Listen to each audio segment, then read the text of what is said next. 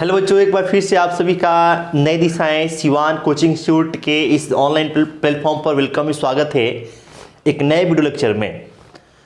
Percentage आपको हम शुरू किए थे। परसेंटेज में आप सभी को हमने पहला वीडियो लेक्चर प्रोवाइड कराया था और उसमें हमने कुछ बेसिक बातें समझाई थी और साथ में आपको क्लासेज के रिगार्डिंग कुछ आपको इन्फॉर्मेशन शेयर किए थे। तो आज के सेशन को सबसे पहले शुरू करने से पहले हम ये बता दें कि आज आपको ये कुछ पहले से आपको हमने यहाँ पे लिख रखा है ताकि आपको समय की बचत हो, लिखने में समय बर्बाद ना हो। पहले से आपको हमने यहाँ पे सब चीज़ आपको लिख रखा है और यहाँ पर आप देख पा रहे होंगे कि यहाँ पे लिखें, याद रखें। तो पिछले सेशन में आपको समझाए थे कि आपके कैलकुलेशन को अच्छा करने के लिए कुछ बातें ऐसी हैं जिनको आपको याद रखना ही पड़ेगा, रटना ही पड़ेगा। बिना याद रखे, बिना रटे आप कैलकुलेशन को ठीक नहीं कर पाएंगे, क्योंकि परसेंटेज एक ऐसा चैप्टर है जिसका यूज आप केवल परसेंटेज में ही नहीं करेंगे। परसेंटेज के अलावे बाकी बहुत सारे चैप्टर्स आपको ऐसे मिलेंगे जहां पर परसेंटेज के कंसेप्ट का सीधे तौर पे यूज होगा। तो ये आपको याद रखना काफी मस्ट है, काफी जरूरी है। आगे चल के हम लोग इसका बेनिफिट देखेंगे, फिलहाल आपको इसे याद रखना ही होगा, ठीक है। तो आपको याद रखना है कि एक का मतलब होता है 100%, दो का मतलब 200%, ऐसे तीन का मतलब 300% होता है। 1/2 एक फ्रैक्शन है और 1/2 का अगर परसेंटेज में मान देखा जाए तो 50% होगा। 1/3 एक फ्रैक्शन है और इस फ्रैक्शन का परसेंटेज रूप देखा जाए तो परसेंटेज रूप इसका 33.33% होगा, या फिर आप इसको 33/1/3 भी बोल सकते हैं। इसी प्रकार से 1/4 एक फ्रैक्शन है और इसका प्रतिशत रूप अगर आप देखें तो ये 25% के बराबर होता है। 1/5 एक फ्रैक्शन, इसका परसेंटेज रूप देखेंगे तो 20% होता है।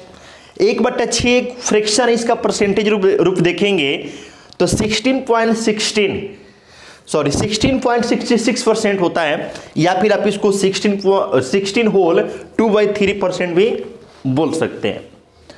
इसी प्रकार से जितने भी ये बेसिक से फ्रैक्शंस हैं जिनका यूज आपके चैप्टर्स में या फिर आने वाले चैप्टर्स में होगा, उनको यहाँ पर हमने लिखने का प्रयास किया है, आपके समक्ष रखने का प्रयास किया है। तो आपके दिमाग में आएगा कि सर क्या इतने ही फ्रैक्शंस हैं। जैसे यहाँ पे देखिए, ये तो एक सिस्टमेटिक तरीके से चल रहा है, एक सिस्टम से चल रहा है कि भाई 1/7, 1/8, 1/9, 1/10, 11 ऐसे चल रहा है, सिस्टम से चल रहा है। लेकिन आप यहाँ पे देख पा रहे होंगे कि 1/20 के बाद से 1/ सीधे क्या हो गया, 25 हो गया। तो आपके दिमाग में ये बात आ सकता है कि सर क्या 1/21 का परसेंटेज वैल्यू नहीं होता है, क्या 1/22 का परसेंटेज वैल्यू नहीं होता है, क्या 1/23 का परसेंटेज वैल्यू नहीं होता है। तो ऐसी बात नहीं है बच्चों, हर एक फ्रैक्शन वैल्यू का अपना एक परसेंटेज वैल्यू होता है। लेकिन यहां पर हमने उसी डेटाज को आपके समक्ष रखने का प्रयास किया है जिनका यूज आप क्वेश्चन बनाने में करते हैं, या फिर एग्जामिनर आपसे जो प्रश्न पूछता है उसमें जिन डेटाज का यूज होता है उसी डेटाज को हमने आपके समक्ष रखने का प्रयास किया है। नहीं तो फ्रैक्शन आपको बहुत सारे हैं, जितनी भी संख्याएं हैं, जैसे कोई भी नेचुरल नंबर हो गया, कोई भी इंटीजर हो गया, प्रत्येक संख्या का, प्रत्येक रियल नंबर का हम लोग, प्रत्येक वास्तविक संख्या का हम लोग परसेंटेज वैल्यू निकाल सकते हैं। तो वास्तविक संख्याओं का कोई अंत है ही नहीं, ठीक है। तो वास्तविक संख्या का जब आपको अंत है ही नहीं तो क्या हम लोग प्रत्येक संख्या के लिए अगर आप लिखें तो ये बोर्ड छोटा नहीं पड़ जाएगा। बोर्ड तो बहुत छोटी सी बात है, मतलब कि लिखते लिखते आप केवल फ्रैक्शन वैल्यू का परसेंटेज वैल्यू लिखेंगे तो आपको मालूम चलेगा कि आपका लिखते लिखते उम्र खत्म हो गया, लेकिन वो वैल्यू खत्म नहीं हो पा रहा, ठीक है। तो ऐसा आपको नहीं सोचना है कि आपको क्या इतना ही वैल्यूज होते हैं, क्या इतने ही फ्रैक्शन होते हैं जिनका परसेंटेज वैल्यू होता है। तो ऐसा बिल्कुल भी नहीं है। हर एक फ्रैक्शन वैल्यू का परसेंटेज वैल्यू होता है और वो हमारे काम के नहीं है। जो आपके काम के हैं, जो आपके प्रश्न में यूज होते हैं, उन्हीं डेटाज को हमने यहाँ पर रखने का प्रयास किया है, ठीक है।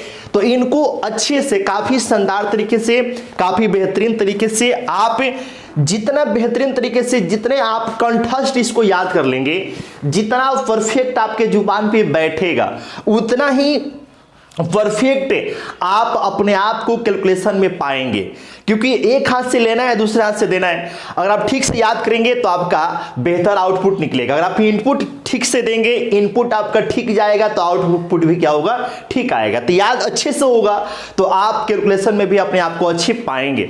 ठीक है, तो इस बात को आप निश्चित तौर पर समझ लीजिए कि आपको हर हाल में याद रखना पड़ेगा, ताकि आने वाले चैप्टर्स जो आपके समक्ष आए उनमें जो प्रश्न आपको दिखाई दे, उन क्वेश्चंस को आप जल्दी से जल्दी कर पाएं, जल्दी से जल्दी आप लगा पाएं। ठीक है, तो आशा है इतना समझाने का कुछ ना कुछ आपको बेनिफिट तो होगा ही होगा।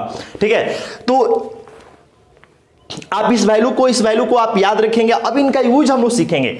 अब इनका यूज हम लोग कैसे करते हैं, कैसे इसका हम लोग यूज करेंगे, पहले हम उसकी थोड़ा सा बात कर लेते हैं, और उसके बाद से हम लोग धीरे धीरे हम लोग अपने क्वेश्चन पे आएंगे। और क्वेश्चन के साथ साथ जो क्वेश्चंस के बेसिक कंसेप्ट होते हैं, जो क्वेश्चन का कंसेप्ट होता है, उसको भी सीखते चलेंगे और क्वेश्चन भी लगाते चलेंगे। तो अगर आप चैनल पर पहली बार आए हैं तो चैनल को सब्सक्राइब करके बेल आइकन दबा दीजिएगा, साथ में अपने दोस्तों